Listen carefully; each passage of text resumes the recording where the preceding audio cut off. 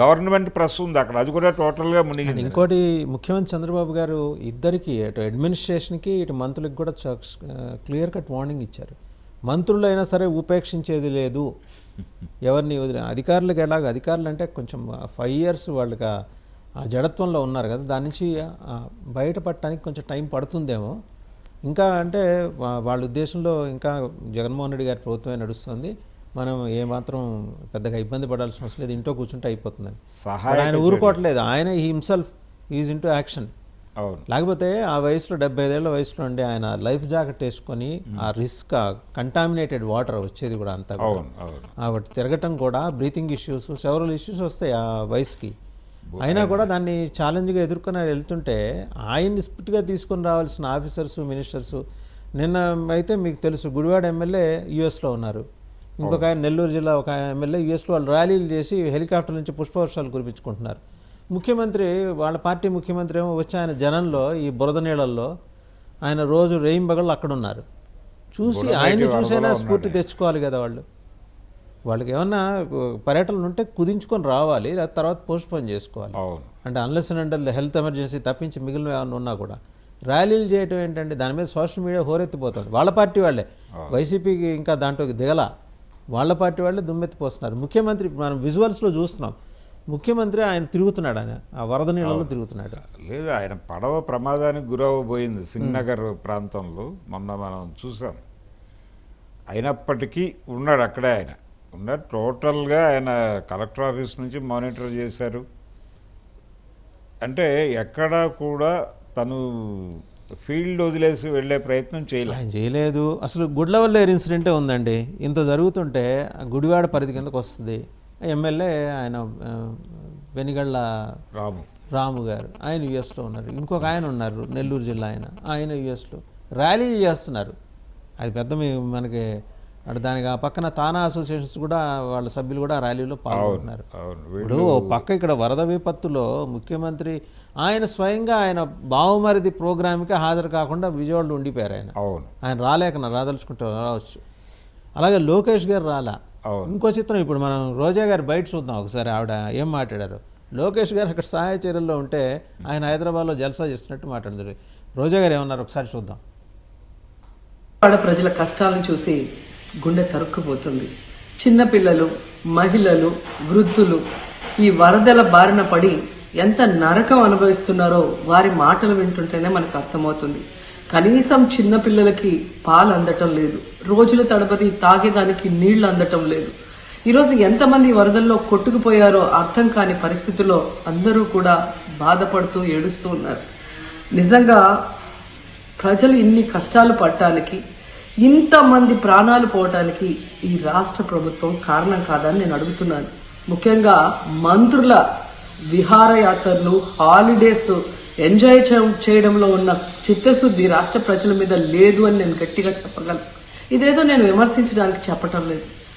28వ తేదీనే 30వ తేదీలో వర్షాలు రాబోతున్నాయని చెప్పి వాతావరణం సమాచారం ఇవ్వటం జరిగింది ప్రభుత్వానికి.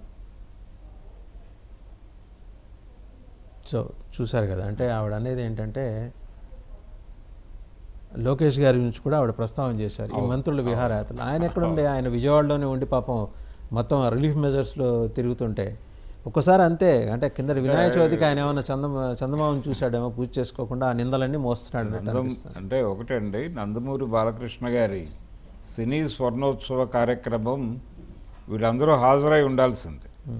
చంద్రబాబు గారు, లోకేష్ గారు వీళ్ళందరూ హాజరు కావాల్సి ఉంది. పవన్ కళ్యాణ్ గారు కూడా రావాలి. పవన్ కళ్యాణ్ కూడా రావాలి. వీళ్ళు ముగ్గురు రాలేదు. వీళ్ళు ముగ్గురు రాకపోవడానికి కారణం అక్కడ వరదలు, ఆ కండిషన్. రెండోది, పవన్ కళ్యాణ్ బయటకు రాలేదు అనేది ఒక విమర్శ వస్తుంది. సరే, లోకేష్ మీద ఈ విమర్శ చేసింది ఈవిడ, కానీ ఆయన అక్కడే ఉన్నాడు రెగ్యులర్గా, ఫిజికల్గా ఆయన కనిపిస్తున్నారండి. ఎవరు ఆయన అక్కడే, అక్కడ సహాయ చర్యలు. రాజరాజేశ్వరిపేటకి అయితే ఆయన పర్సనల్గా వెళ్ళి 4 కుటుంబాలను రెస్క్యూ చేశాడు. అండ్ ఒక ఫ్యామిలీ, మాకు వచ్చిన సన్నిహితులైన ఒక ఫ్యామిలీ ఆయన దగ్గరుండి ఆయనకి మెసేజ్ పెడితే వెళ్ళి ఆయన పర్సనల్గా వెళ్ళి ఎవాక్యుయేట్ చేసి తీసుకొచ్చారు ఆయన. అంటే రైల్వే ట్రాక్ దగ్గరలో ఉంటుంది, అది మచిలీపట్నం వెళ్ళే రూట్ పక్కన ఉంటుంది. అది కూడా ఎంక్రోచ్మెంటే ఒక రకంగా. బుడమేట్లో ఎంక్రోచ్మెంట్స్లో అది కూడా ఉంది. కాబట్టి ఇవన్నీ రెస్క్యూ ఆపరేషన్స్ ఒకటే కాదు, సహాయక చర్యలు ఇవన్నీ పర్యవేక్షిస్తూ అక్కడే ఉన్నారు వీళ్ళు. అయితే పవన్ కళ్యాణ్ టోటల్గా తను ఆఫీస్కి పరిమితం అయిపోయి తన డిపార్ట్మెంట్ని ఆయన మానిటర్ చేస్తూ ఎలా ఉంది కండిషన్ అనేది ఎప్పటికప్పుడు తెలుసుకుంటూ వాళ్ళతో కోఆర్డినేట్ చేసేటువంటి ప్రయత్నం చేస్తున్నారు. కానీ ఆయన బయటకు తిరగట్లేదు. తిరగకపోవడానికి కారణం ఏమిటో కూడా ఆయన చెప్పుకున్నారు. నేను బయటకు వస్తే నన్ను చూడటానికి చాలామంది గుమికూడేటువంటి ప్రమాదం ఉంది, ఇది ఇతర సమస్యలు పట్టుకొస్తుంది. అంటే తన ఇమేజ్, సినిమా నటుడిగా తనకున్నటువంటి ఇమేజ్ ఈ సహాయక చర్యలని ఇబ్బంది పెడుతుందేమో అనేది ఒక డౌట్ ఆయన ఎక్స్ప్రెస్ చేసింది. రెండోది, అక్కడ రెస్క్యూ ఆపరేషన్స్ జరుగుతున్నాయి, వాటిని కూడా మనం డిస్టర్బ్ చేసిన వాళ్ళం అవుతాం. ఎందుకు అనవసరంగా అక్కడికి వెళ్ళి చేసేటువంటి పని కంటే కూడా జరిగే నష్టం ఎక్కువ ఉంటుంది. కాబట్టి నేను వాంటెడ్గానే వెళ్ళలేదు, ఇక్కడే ఉండి మానిటర్ చేస్తున్నాను. నేను కూడా వేరే కార్యక్రమాలు ఏమీ పెట్టుకోలేదు. ఇప్పుడు ప్రస్తుతం జరుగుతున్నటువంటి ఈ పరిస్థితి నుంచి ప్రజలను ఎలా బయటకు తీసుకురావాలి అనే పనిలోనే ఉన్నాను నేనని చెప్పాడు నిన్న మీడియా ముందుకు వచ్చి ఆయన. చెబుతూ ఆ సందర్భంలో అన్నమాటే అది. అంటే ఫర్దర్గా ఇలాంటిది ఇది జరిగినప్పుడు మనం ఏ లెవెల్లో స్పందించాము అనేది ఓకే, కానీ మనం ఇప్పుడు చేయవలసింది భవిష్యత్తులో ఇలాంటివి పునరావృతం కాకుండా ఏం చేయాలి అని. దాదాపు ఇదే ప్రశ్న 2005లో వైఎస్ రాజశేఖర రెడ్డి గారు కూడా వేశారు. అదే విజయవాడ కలెక్టర్ ఆఫీస్ ముందు నిలబడి, కలెక్టర్ ఆఫీస్లో మీటింగ్ తర్వాత ఆయన బయటకు వచ్చి మాట్లాడాడు. ఇమ్మీడియట్గా ఈ ఎన్క్రోచ్మెంట్స్ అన్నీ తొలగించి వాళ్ళందరినీ వేరే ప్రాంతాలకు, సురక్షిత ప్రాంతాల్లో గృహ నిర్మాణం జరిపి వాళ్ళందరినీ తరలించి అక్కడి నుంచి అలా మనం, అలాగే కొల్లేరు కూడా సీరియస్ ఇష్యూగా మారింది. అప్పుడు అక్కడ ఆక్రమణలు కూడా తొలగించాల్సి ఉంది. ఎందుకంటే ఇది అక్కడికి వెళ్ళాలి, ఈ వాటర్ అక్కడికి వెళ్ళాలి. కాబట్టి టోటల్గా మనం క్లీన్ చేద్దాం ఇదంతా అని చెప్పారు. చెప్పిన తర్వాత ఒక 5-6 నెలలు నడిచింది అది. తర్వాత మళ్ళీ ఎవరి యాక్టివిటీస్లోకి వాళ్ళు వెళ్ళిపోయారు. మళ్ళీ యథాతథంగా భూముల అమ్మకాలు, నిర్మాణాలు, అపార్ట్మెంట్లు కట్టేశారు ఆ ఏరియాలో.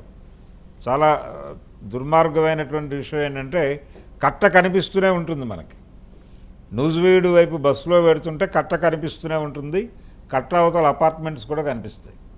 ఇప్పుడు అవన్నీ మునిగినాయి. ఎవరు బాధ్యులు అనేది తీస్తే మొత్తం ప్రభుత్వాలే బాధ్యత వహించాల్సి ఉంటుంది దానికి.